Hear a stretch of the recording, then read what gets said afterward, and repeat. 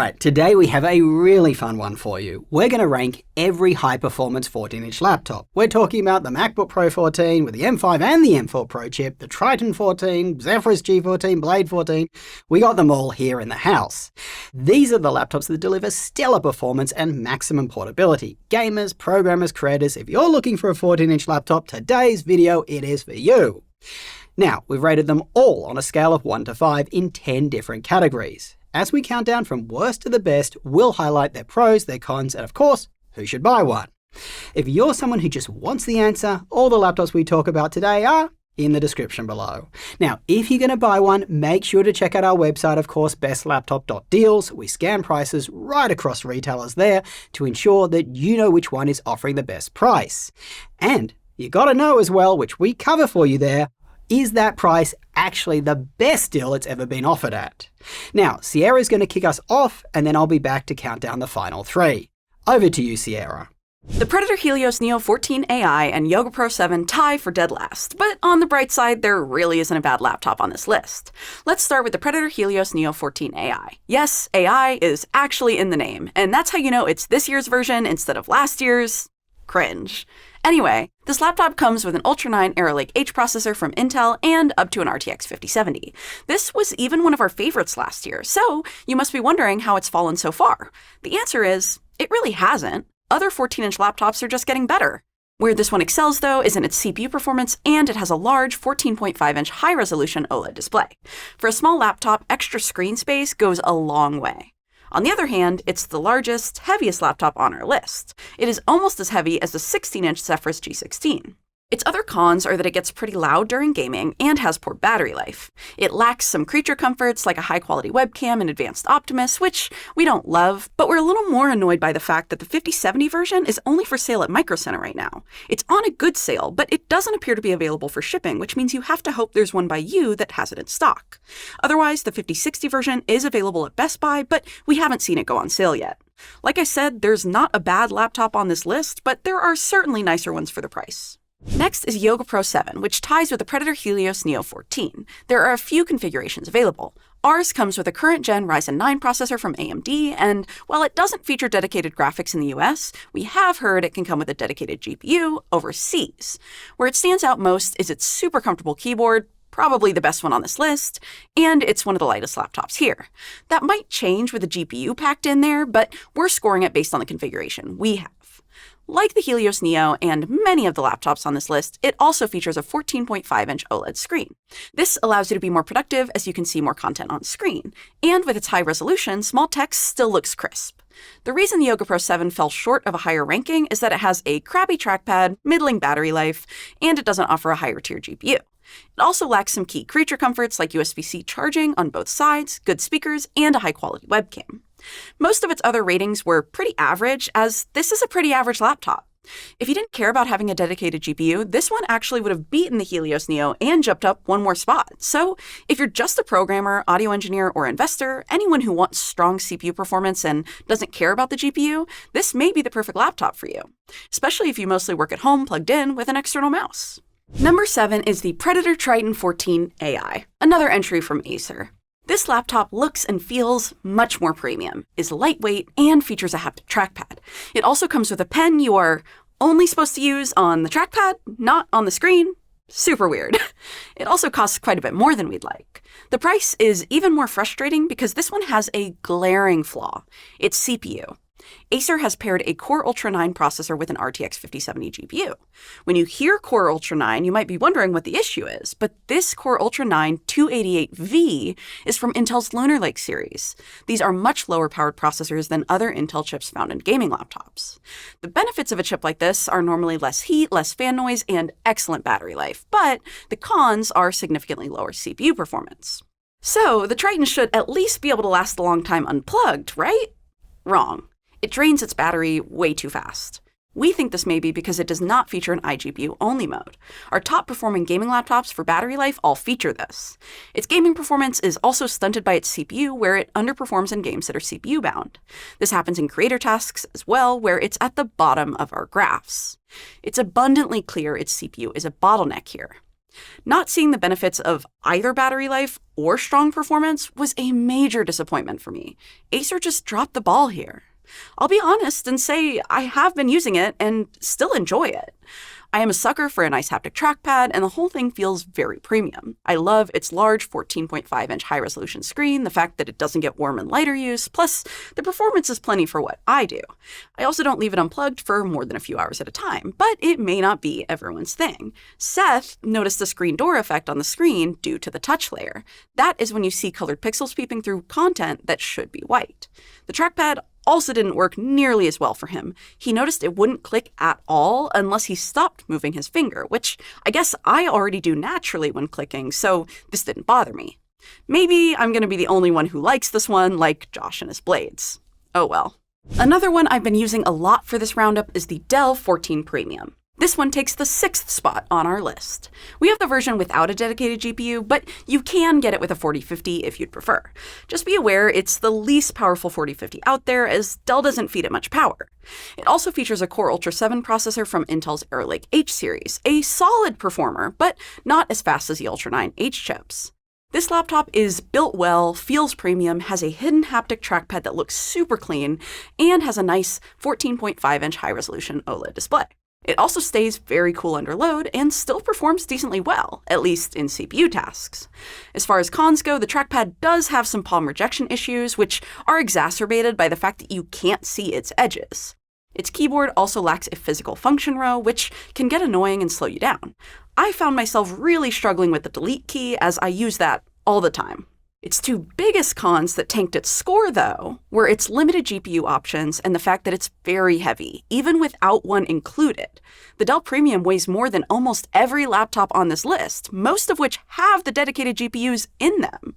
Yes, this extra bulk is probably how they achieve such an effective cooling solution, but it is a trade-off. This laptop is just as premium as the name would imply, but it's not the best performing by a long shot. Next, at number 5, is one of our favorite laptops this year, Asus's TUF A14. I was initially skeptical of the manufacturer deciding to downgrade the CPU to Ryzen 7 from last year's Ryzen 9, but it ended up having a major positive impact. This year's version lasts longer on battery. At over 13 hours when doing office tasks, it is by far the longest-lasting gaming laptop on battery.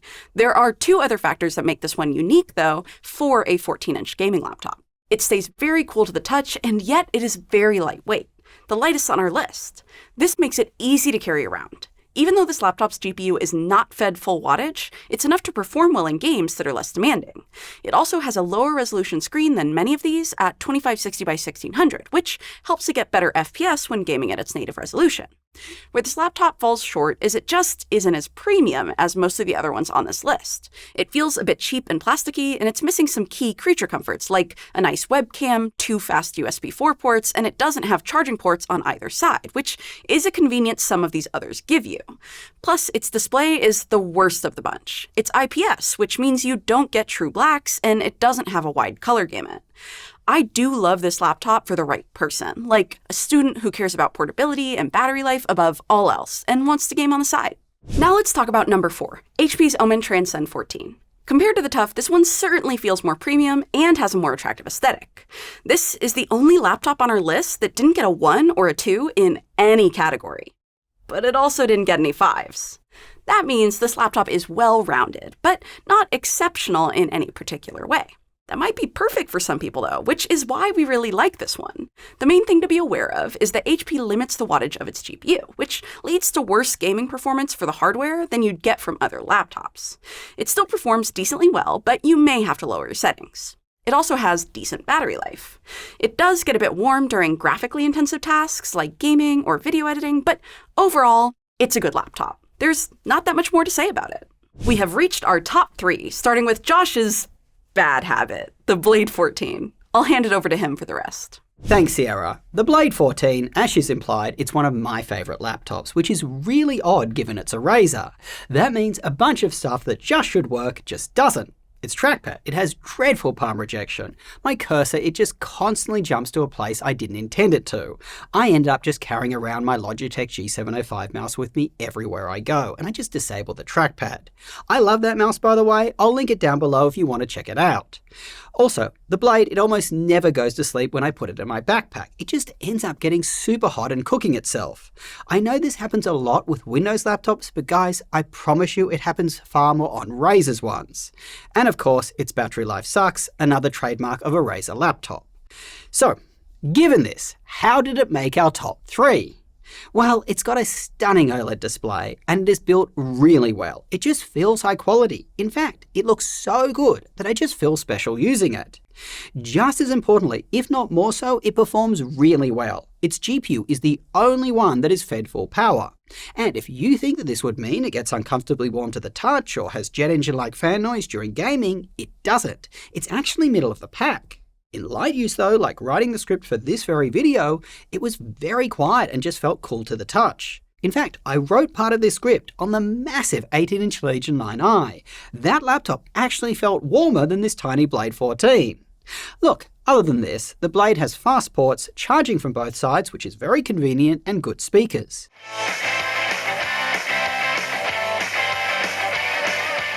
If you turn it off before you close the lid, you use a mouse with the Blade, and you bring a charger with you, it's a fantastic laptop.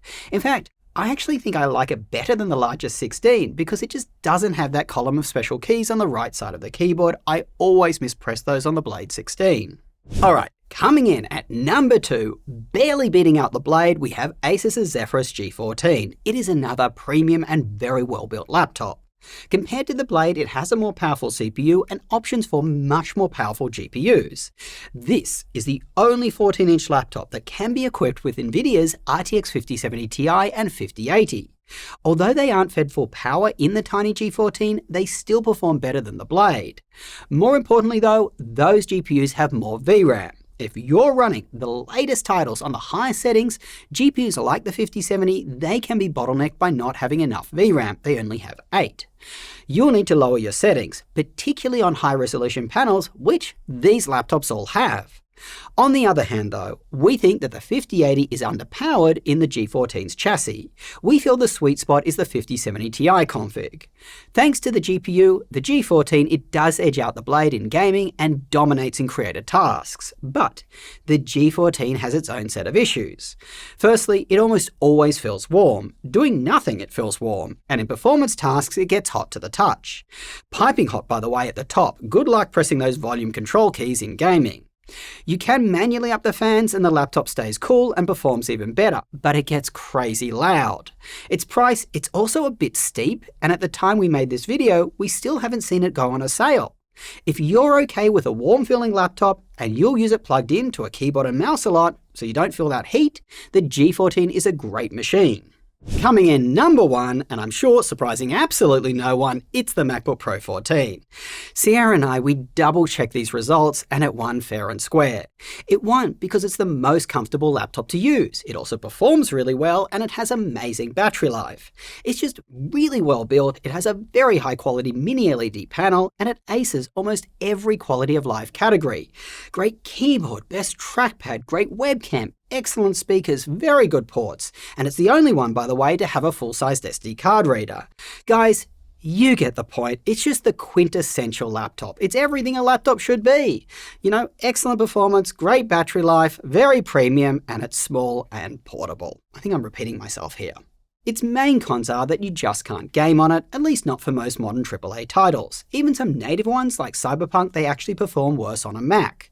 Also, it's not upgradable after you buy, and if you spec it up, you'll be paying an arm and a leg for those upgrades.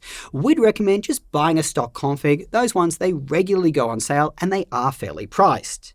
On that note, we did include both the M5 MacBook Pro 14 and the M4 Pro in our analysis. There is a trade-off. The M5, it gives you better battery life and is cheaper, but the M4 Pro, it gives you better performance. And it has a more comfortable keyboard. We actually discovered that the M5 version uses the lower travel keyboard that's found in the MacBook Airs.